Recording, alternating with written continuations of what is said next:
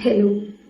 So നമ്മൾ പലപ്പോഴും കണ്ടിട്ടുണ്ടാവും നമ്മുടെ ലൈഫിൽ ചില ആളുകൾ ചില റിലേഷൻഷിപ്സിൽ സ്റ്റക്ക് ആയി നിൽക്കുന്നത്.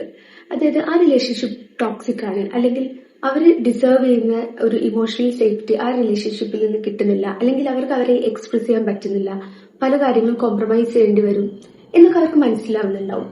പക്ഷെ അവർക്ക് ആ റിലേഷൻഷിപ്പിൽ നിന്നിട്ട് പുറത്തേക്ക് കടക്കാൻ പറ്റുന്നുണ്ടാവില്ല.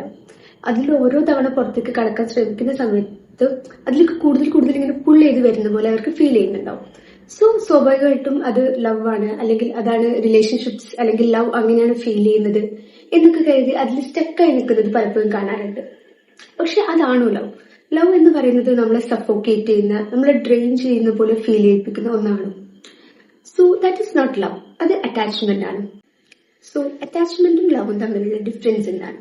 സോ ജോൺ ബോൾബി പറയുന്നത് അറ്റാച്ച്മെന്റ് എന്ന് പറയുന്നത് ഒരു സർവൈവൽ ബേസ്ഡ് സിസ്റ്റം ആണ്. അത് നമ്മളെ ബ്രെയിനിൽ ഫോം ചെയ്യുന്നതാണ്. അതാണ് നമ്മൾ വേറെയുള്ള ആളുകളുടെ അടുത്ത് എത്രത്തോളം സേഫായി ഫീൽ ചെയ്യണം, അല്ലെങ്കിൽ വേറെയുള്ള ആളുകളുടെ അടുത്ത് എങ്ങനെ ബിഹേവ് ചെയ്യണം എന്നൊക്കെയുള്ള കാര്യങ്ങൾ ഡിസൈഡ് ചെയ്യുന്നത്. സോ അറ്റാച്ച്മെന്റ് സ്റ്റൈൽ എന്ന് പറയുന്നത് ഓരോ ആളുകൾക്കും ഒരു കോർ അറ്റാച്ച്മെന്റ് സ്റ്റൈൽ ഉണ്ടാവും. അത് ഡെവലപ്പ് ചെയ്യുന്നത് മിക്കപ്പോഴും ചൈൽഡ്ഹുഡിൽ നിന്നിട്ടാണ്. ആൻഡ് അത് ഡിപ്പെൻഡ് ചെയ്യുന്നത് നമ്മുടെ പ്രൈമറി കെയർ ഗിവേഴ്സിന്റെ, അതായത് ഫാദർ, മദർ അല്ലെങ്കിൽ ഗാർഡിയൻസ് ആയിട്ടുള്ള ആളുകളുടെ, ഇവരുടെയൊക്കെ ഇമോഷണൽ എക്സ്പ്രഷൻ എങ്ങനെയാണ് നമ്മളുടെ ചൈൽഡ്ഹുഡ് സമയത്ത്, ഇതിനെ ഡിപ്പെൻഡ് ചെയ്തിട്ടാണ് അറ്റാച്ച്മെന്റ് സ്റ്റൈൽ ഫോം ചെയ്യുന്നത്.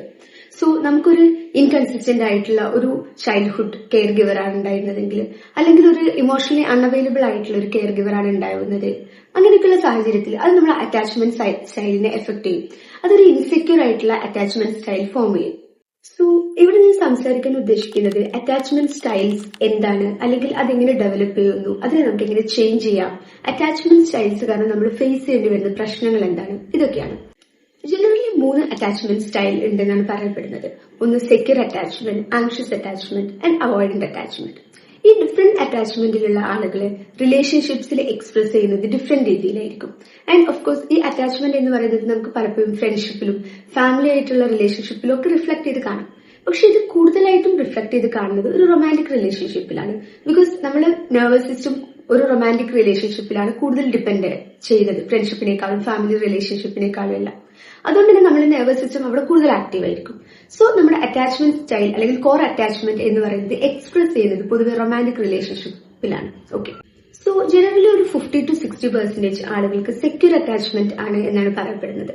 അതായത് സെക്യൂർ അറ്റാച്ച്മെന്റ് എന്ന് പറയുമ്പോൾ നമ്മൾ ഒരു റിലേഷൻഷിപ്പ് അല്ലെങ്കിൽ ഒരു റൊമാൻറ്റിക് റിലേഷൻഷിപ്പിലാണെങ്കിലും, അല്ല നമ്മൾ ഒരു ഇൻഡിപെൻഡന്റ് ആയിട്ട് ആണെങ്കിലും, രണ്ട് സ്ഥലത്തും നമുക്ക് ഇമോഷണൽ സേഫ്റ്റി ഫീൽ ചെയ്യുക എന്നുള്ളതാണ് ഒരു സെക്യൂർ അറ്റാച്ച്മെന്റ് കൊണ്ട് ഉദ്ദേശിക്കുന്നത്.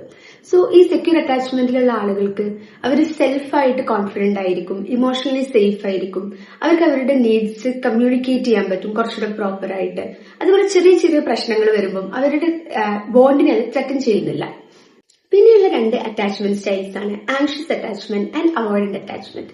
ഇത് രണ്ടും ഇൻകൺസിസ്റ്റന്റ് ആയിട്ടുള്ള അല്ലെങ്കിൽ ഇമോഷണലി അൺഅവൈലബിൾ ആയിട്ടുള്ള കെയർ ഗിവേഴ്സ് ഉണ്ടാകുന്ന സമയത്ത് ഡെവലപ്പ് ചെയ്യുന്നതാണ്. ആൻഡ് ഇത് രണ്ടും ഇൻസെക്യൂർ അറ്റാച്ച്മെന്റ് സ്റ്റൈൽസ് ആണ്. ഓക്കെ. സോ ആങ്ഷ്യസ് അറ്റാച്ച്മെന്റും അവോയ്ഡന്റ് അറ്റാച്ച്മെന്റും തമ്മിലുള്ള ഡിഫറൻസ് എന്താണ്? ആങ്ഷ്യസ് അറ്റാച്ച്മെന്റ് ഉള്ള ആളുകളായാലും അവോയ്ഡന്റ് അറ്റാച്ച്മെന്റ് ഉള്ള ആളുകളായാലും പൊതുവെ റൊമാൻറ്റിക് റിലേഷൻഷിപ്സിൽ പലപ്പോഴും പ്രശ്നങ്ങൾ ഫേസ് ചെയ്യാറുണ്ട്. പക്ഷെ ഇവർ ഫേസ് ചെയ്യുന്ന പ്രശ്നങ്ങൾ 2 രീതിയിലാണ്.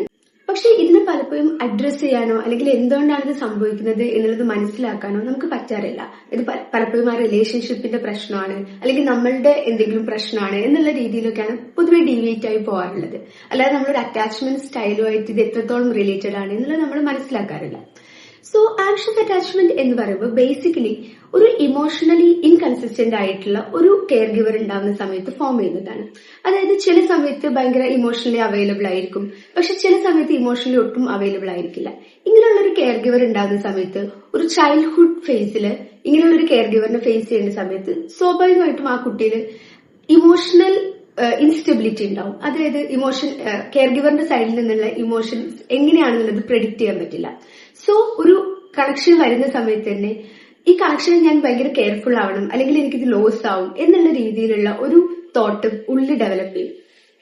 അപ്പൊ ഒരു ചെറിയ പ്രശ്നം ഉണ്ടാകുന്ന സമയത്ത് തന്നെ ഇത് എന്റെ ബോണ്ടിനെ എഫക്ട് ചെയ്യോ എന്നുള്ളൊരു പേടി ഉണ്ടാവുകയും ഒരു ഫിയർ ഓഫ് അബാൻഡൻമെന്റ് ഉണ്ടാവുകയും ചെയ്യും. സോ ഇങ്ങനെയുള്ള ആളുകൾക്ക് ഇമോഷണലി ഒരു അൺപ്രഡിക്റ്റബിലിറ്റി എപ്പോഴും ഫീൽ ചെയ്യും. ഇതിനൊരു ന്യൂറോ സയൻസിനെ കുറിച്ച് നമ്മൾ സംസാരിക്കുകയാണെങ്കിൽ ഇവരുടെ അമിഗ്ദല എന്ന് പറയുന്നത് കുറച്ച് റിയാക്റ്റീവ് ആയിരിക്കും. അപ്പൊ ചെറിയ ചെറിയ കാര്യങ്ങൾ വരുന്ന സമയത്ത് തന്നെ അമിഗ്ദല ഭയങ്കര ഓവർ റിയാക്ട് ചെയ്യാൻ തുടങ്ങും. ഇങ്ങനെയുള്ള ആളുകൾക്ക് ഒരു ഇൻഡിപെൻഡന്റ് ആയി നിൽക്കാൻ പറ്റില്ല എന്നല്ല, പക്ഷെ ഒരു അറ്റാച്ച്മെന്റ് വരുന്ന സമയത്ത് ഒരു ചെറിയ ചെറിയ പ്രശ്നങ്ങൾ ഉണ്ടാവുമ്പോൾ അവർക്ക് ഫിയർ ഓഫ് അബാൻഡൻമെന്റ് ഫീൽ ചെയ്യും, കോൺസ്റ്റന്റ് ആയിട്ട് റീഅഷുറൻസ് ആവശ്യമായിട്ട് വരികയും ഭയങ്കരമായിട്ട് ഓവർ തിങ്ക് ചെയ്യുകയും ചെയ്യും. സോ നമ്മൾ കാണാറുണ്ട് ചില ആളുകൾ ഈ ഫ്രണ്ട്ഷിപ്സിലായാലും റൊമാന്റിക് റിലേഷൻഷിപ്പിലായാലും ചെറിയ പ്രശ്നങ്ങൾ ഉണ്ടാകുന്ന സമയത്ത് ലോങ് പാരഗ്രാഫ്സ് അയക്കുന്നു, ഭയങ്കര ഓവറായിട്ട് സ്വന്തം സൈഡ് എക്സ്പ്ലെയിൻ ചെയ്യുന്നു. ഇതൊക്കെ പൊതുവെ ഒരു ആൻഷ്യസ് അറ്റാച്ച്ഡ് ആയിട്ടുള്ള ആളുകൾ കാണപ്പെടുന്നതാണ്. സോ ചെറിയൊരു ബോണ്ടിൽ ഒരു ഡിസ്റ്റൻസ് വരുന്ന സമയത്ത് തന്നെ അത് അവരെ വല്ലാതെ എഫക്ട് ചെയ്തു തുടങ്ങും. അതുകൊണ്ട് തന്നെ ആൻഷ്യസ് അറ്റാച്ച്മെന്റിനെ നമുക്ക് ഹൈപ്പർ ആക്ടിവേറ്റഡ് അറ്റാച്ച്മെന്റ് സ്റ്റൈൽ എന്നും പറയാവുന്നതാണ്. എന്നാൽ അവോയ്ഡന്റ് അറ്റാച്ച്മെന്റ് എന്ന് പറയുന്നത് ഇതിന്റെ നേരെ ഓപ്പോസിറ്റ് ആണ്. ഇതൊരു ഡിആക്ടിവേറ്റഡ് അറ്റാച്ച്മെന്റ് സ്റ്റൈലാണ്. ഇത് പൊതുവെ കാണുന്നത് ഇമോഷണലി അൺഅവൈലബിൾ ആയിട്ടുള്ള കെയർ ഗിവേഴ്സുള്ള കുട്ടികളിലാണ്. സോ ഇവർക്ക് ചെറുപ്പത്തിൽ ഇമോഷൻസ് എക്സ്പ്രസ് ചെയ്യാനുള്ള ഒരു സ്പേസ് കിട്ടാത്ത പ്രശ്നം വരും.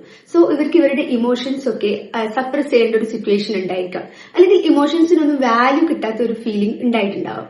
സോ ഇങ്ങനെ ഒരു അവസ്ഥ വരുമ്പോൾ യൂഷ്വലായിട്ടും ഞാൻ ഒറ്റയ്ക്കായിരിക്കുന്ന സമയത്താണ് ഏറ്റവും സേഫ് എന്നുള്ളൊരു ഇന്റേണൽ തോട്ട് ഡെവലപ്പ് ചെയ്യും. അവർ ഇമോഷൻസ് എക്സ്പ്രസ് ചെയ്യാൻ അവർക്ക് ഭയങ്കര ബുദ്ധിമുട്ടുകൾ ഫേസ് ചെയ്യും. ഇവരില് ഇമോഷണൽ ക്ലോസ്നെസ് എന്ന് പറയുന്നത് ബ്രെയിൻ സ്ട്രെസ്സുമായിട്ട് അസോസിയേറ്റ് ചെയ്യാൻ തുടങ്ങും.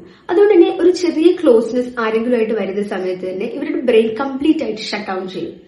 സോ ഇത് അഡൽഹുഡിൽ റിഫ്ലക്ട് ചെയ്യുന്നത് എങ്ങനെയാണെന്ന് വെച്ചാൽ ഇവർക്കൊരു റൊമാന്റിക് റിലേഷൻ ഉണ്ടാകുന്ന സമയത്ത് എപ്പോഴും ഒരു ഡിസ്റ്റൻസ് ഇട്ടിട്ടായിരിക്കും ഇവർ നിൽക്കുന്നത്. ഒരു പരിധിയിൽ കൂടുതൽ ക്ലോസ്നെസ് വരുമ്പോൾ I will loose my self എന്നുള്ളൊരു ഫീല് വരികയും ഇവർ ഓട്ടോമാറ്റിക് ആയിട്ട് ഷട്ട് ഡൗൺ ചെയ്യുകയും ചെയ്യും. സോ അവോയ്ഡന്റ് അറ്റാച്ച്മെന്റ് എന്ന് പറയുന്നത് അവോയ്ഡിങ് പീപ്പിൾ എന്നുള്ളതല്ല, പക്ഷെ ഒരു ഇമോഷണൽ ഡിപ്പെൻഡൻസി അവോയ്ഡ് ചെയ്യുക എന്നുള്ളതായിരിക്കും ഈ ആളുകൾ കൂടുതലായിട്ടും ഫോക്കസ് ചെയ്യുന്നത്. ആൻഷ്യസ് അറ്റാച്ച്മെന്റ് ആയാലും അവോയ്ഡന്റ് അറ്റാച്ച്മെന്റ് ആയാലും ഇത് രണ്ടും നമ്മുടെ സർവൈവൽ അഡാപ്റ്റേഷൻസ് ആണ്. നമുക്ക് ഫേസ് ചെയ്യേണ്ടി വരുന്ന ഇമോഷണൽ സ്ട്രഗിൾസിനെ അഡാപ്റ്റ് ചെയ്യാൻ വേണ്ടി യൂസ് ചെയ്യുന്ന മെത്തേഡ്സ് ആണ്. അതുകൊണ്ട് തന്നെ ഇൻസെക്യൂർ അറ്റാച്ച്മെന്റ് സ്റ്റൈൽസ് ഉള്ള ആളുകൾക്ക് പലപ്പോഴും റിലേഷൻഷിപ്സിൽ ഒരു കംഫർട്ട് അല്ലെങ്കിൽ ഒരു ഇമോഷണൽ സേഫ്റ്റി ഫീൽ ചെയ്യാറില്ല. അപ്പം ദ നെക്സ്റ്റ് ക്വസ്റ്റ്യൻ ഇസ് ഇത് നമുക്ക് ചേഞ്ച് ചെയ്യാൻ പറ്റുമെന്നുള്ളതാണ്. സോ ഓഫ് കോഴ്സ് നമുക്ക് നമ്മുടെ അറ്റാച്ച്മെന്റ് സ്റ്റൈൽസ് ചേഞ്ച് ചെയ്യാം. ഭയങ്കര കോൺസ്റ്റന്റ് ആയിട്ടുള്ള ഒരുപാട് ഇമോഷണൽ ഇൻപുട്ട് വേണ്ട ഒരു പ്രോസസ്സാണ്. ബട്ട് സ്റ്റിൽ നമുക്കത് ചേഞ്ച് ചെയ്യാം. ബിക്കോസ് ഇത് നമുക്ക് ചേഞ്ച് ചെയ്യാൻ പറ്റുന്നത് നമ്മുടെ ബ്രെയിനിന് ന്യൂറോ പ്ലാസ്റ്റിസിറ്റി എന്ന് പറയുന്ന ഒരു കപ്പാസിറ്റി ഉള്ളതുകൊണ്ടാണ്. അതായത് നമ്മുടെ ബ്രെയിനിന് നമ്മൾ റിപ്പീറ്റഡ് ആയിട്ട് കൊടുക്കുന്ന പാറ്റേൺസ്, നമ്മൾ റിപ്പീറ്റഡ് ആയിട്ട് ലേൺ ചെയ്യുന്ന കാര്യങ്ങൾ, നമ്മുടെ എക്സ്പീരിയൻസ്, ഇതിൽ നിന്നിട്ടൊക്കെ സ്വയം റീഫോം ചെയ്യാൻ, സ്വയം റീവയർ ചെയ്യാൻ സാധിക്കുന്നുണ്ട്. സോ നമുക്കറിയാം, നമ്മളൊരു പുതിയ സ്കില്ല് പഠിക്കുന്ന സമയത്ത് ഇനീഷ്യലി നമ്മൾ ഭയങ്കരമായിട്ട് അതിനെക്കുറിച്ച് അവെയർ ആയിരിക്കും. ഫോർ എക്സാമ്പിൾ നമ്മളിപ്പോൾ ഡ്രൈവിംഗ് പഠിക്കുകയാണെങ്കിൽ ഇനീഷ്യലി ക്ലച്ച് ചവിട്ടേണ്ടതെപ്പോ, ബ്രേക്ക് ചവിട്ടേണ്ടതെപ്പോ, അല്ലെങ്കിൽ നമ്മൾ സ്പീഡ് ഡൗൺ ചെയ്യേണ്ടതെപ്പോ, ഇതൊക്കെ നമ്മൾ കോൺസ്റ്റന്റ് ആയിട്ട് തിങ്ക് ചെയ്തിട്ടായിരിക്കും ചെയ്യുന്നുണ്ടാവുക. പക്ഷെ പോകെ പോവെ ഇത് നമ്മൾ നാച്ചുറൽ ആയിട്ട് വരുന്ന ഒരു പ്രോസസ് ആയിട്ട് മാറുന്നുണ്ട്. ബിക്കോസ് നമ്മൾ റിപ്പീറ്റഡ് ആയിട്ട് ഒരു കാര്യം ചെയ്യുന്ന സമയത്ത് നമ്മുടെ ബ്രെയിനിലെ ന്യൂറോൺസ് അതിനനുസരിച്ച് റീവയർ ആവുന്നു. സോ അത് പിന്നെ നമുക്കൊരു ഓട്ടോമാറ്റിക് പ്രോസസ് ആയിട്ട് വരുന്നു. സോ ഇങ്ങനെയുള്ള ഒരു കപ്പാസിറ്റി നമ്മുടെ ബ്രെയിൻ ഉള്ളത് കൊണ്ട് നമുക്ക് നമ്മുടെ അറ്റാച്ച്മെന്റ് സ്റ്റൈൽസ് ചേഞ്ച് ചെയ്യുക എന്ന് പറയുന്നത് സാധിക്കുന്ന പോസിബിൾ ആയിട്ടുള്ള ഒരു കാര്യമാണ്. സോ നമ്മുടെ അറ്റാച്ച്മെന്റ് സ്റ്റൈൽസ് ചേഞ്ച് ചെയ്യാൻ നമുക്ക് ചെയ്യാൻ പറ്റുന്നത് ഇമോഷണലി സേഫ് ആയിട്ടുള്ള ഒരു എൻവയോൺമെന്റ് നമ്മൾ സ്വയം ഉണ്ടാക്കുക എന്നുള്ളതാണ്. കാരണം അൺപ്രഡിക്റ്റബിലിറ്റി അല്ലെങ്കിൽ ഇമോഷണലി അൺഅവൈലബിൾ ആയിട്ടുള്ള ഒരു സിറ്റുവേഷൻ, ഇതൊക്കെയാണ് ആൻഷ്യസ് അറ്റാച്ച്ഡ് ആയിട്ടുള്ള ആളുകളെയും അവോയ്ഡന്റ് അറ്റാച്ച്ഡ് ആയിട്ടുള്ള ആളുകളെയും ട്രിഗർ ചെയ്യുന്നത്. സോ നമ്മൾ ഫ്രണ്ട്ഷിപ്പിലായാലും ഒരു പാർട്ട്ണറിലായാലും സെക്യൂർ ആയിട്ടുള്ള റിലേഷൻഷിപ്സ് ഉണ്ടാക്കുക. നമുക്ക് കൺട്രോൾ ചെയ്യാൻ പറ്റുന്നില്ല എന്നുള്ളൊരു സിറ്റുവേഷൻ ആണെങ്കിൽ നമ്മൾ തെറാപ്പി ചെയ്യുക, പറ്റുന്നത്ര സെൽഫ് റെഗുലേറ്റ് ചെയ്യുക. ഇങ്ങനൊരു ഇമോഷണലി സേഫ് സ്ഥലം, നമ്മൾ ജഡ്ജ് ചെയ്യാത്തൊരു സ്പേസ് ഉണ്ടാക്കിയെടുക്കുന്നതിലൂടെ തന്നെ നമ്മുടെ അറ്റാച്ച്മെന്റ് സ്റ്റൈൽസ് നമുക്ക് കൺട്രോൾ ചെയ്യാവുന്നതാണ്. പിന്നെ നമുക്ക് ചെയ്യാൻ പറ്റുന്നത് നമ്മൾ റിയാക്ട് ചെയ്യുന്നതിന് മുന്നേ റെഗുലേറ്റ് ചെയ്യുക എന്നുള്ളതാണ്. Learn to regulate before react. അതായത് ആൻഷ്യസ് അറ്റാച്ച്ഡ് ആയിട്ടുള്ള ആളുകളായാലും അവോയ്ഡന്റ് അറ്റാച്ച്ഡ് ആയിട്ടുള്ള ആളുകളായാലും ഇമോഷണലി ഓവർഫ്ലോ അല്ലെങ്കിൽ ഇമോഷണലി ഓവറിൽ സ്റ്റിമുലേറ്റ് ആവുന്ന സമയത്ത് പെട്ടെന്ന് റിയാക്ട് ചെയ്യാനുള്ള ഒരു പോസിബിലിറ്റി ഉണ്ട്. പക്ഷെ അത് നമ്മൾ 30 മിനിറ്റ്സ് ബ്രേക്ക് എടുക്കുക, സ്വയം ഒന്ന് അവെയർ ആയതിനു ശേഷം റിയാക്ട് ചെയ്യാനുള്ളത് ഭയങ്കര ഇമ്പോർട്ടന്റ് ആണ്. ആൻഷ്യസ് അറ്റാച്ച്ഡ് ആയിട്ടുള്ള ആളുകൾ ഡിസ്റ്റന്റ് എന്ന് പറയുന്നത് അസോസിയേറ്റ് ചെയ്യുന്നത് എപ്പോഴും അബാൻഡൻമെന്റുമായിട്ടാണ്. പക്ഷെ ഡിസ്റ്റൻസ് എന്ന് പറയുന്നത് എപ്പോഴും അബാൻഡൻമെന്റ് അല്ല എന്നുള്ളത് റിയലൈസ് ചെയ്യാനുള്ളത് ഭയങ്കര ഇമ്പോർട്ടന്റ് ആണ്.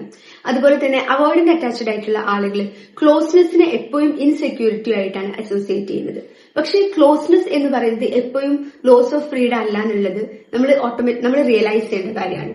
സോ ആൻഷ്യസ് അറ്റാച്ച്ഡ് ആയിട്ടുള്ള ആളുകൾ റിയാക്ട് ചെയ്യുന്നതിന് മുമ്പേ കാം യുവർ ബോഡി, ഒരു 30 മിനിറ്റ്സ് ബ്രേക്ക് എടുക്കുക എന്നുള്ളത് ഭയങ്കര ഇമ്പോർട്ടന്റ് ആണ്. അതുപോലെ അവോയ്ഡന്റ് അറ്റാച്ച്ഡ് ആയിട്ടുള്ള ആളുകൾ ചെറിയ ചെറിയ ഇമോഷൻസ് എക്സ്പ്രസ് ചെയ്യുക എന്നുള്ളത് ഭയങ്കര ഇമ്പോർട്ടന്റ് ആണ്. ബിക്കോസ് അത് നമ്മൾ ക്ലോസ്നെസ് എന്ന് പറയുന്നത് ഒരു ലോസ് ഓഫ് ഇൻഡിപെൻഡൻസ് അല്ല എന്നുള്ളത് നമ്മൾ അതിലൂടെ റിയലൈസ് ചെയ്യും.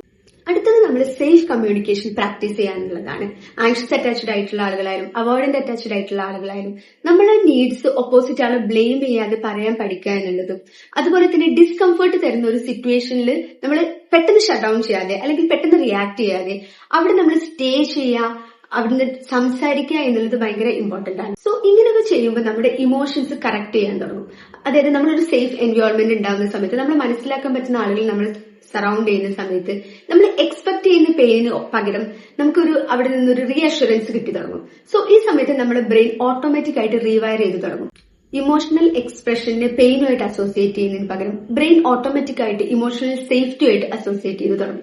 ആൻഡ് ഈ അറ്റാച്ച്മെന്റ് സ്റ്റൈൽ ചേഞ്ച് ചെയ്യുക എന്ന് പറയുന്നത് ഒരു ടയറിംഗ് ആയിട്ടുള്ള ബോറിംഗ് ആയിട്ടുള്ള ലോങ് പ്രോസസ് ആണ്. അപ്പൊ നമ്മൾ കൺസിസ്റ്റന്റ് ആയിട്ട് ചെയ്യുന്നതിലൂടെ മാത്രമേ നമുക്ക് ഈ അറ്റാച്ച്മെന്റ് സ്റ്റൈൽസിൽ എന്തെങ്കിലും ചേഞ്ച് കൊണ്ടുവരാൻ പറ്റുള്ളൂ.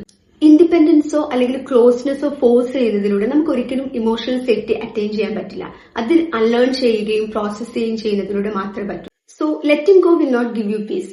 Only dealing with your emotions will give you peace. So that's it for today, guys. Bye.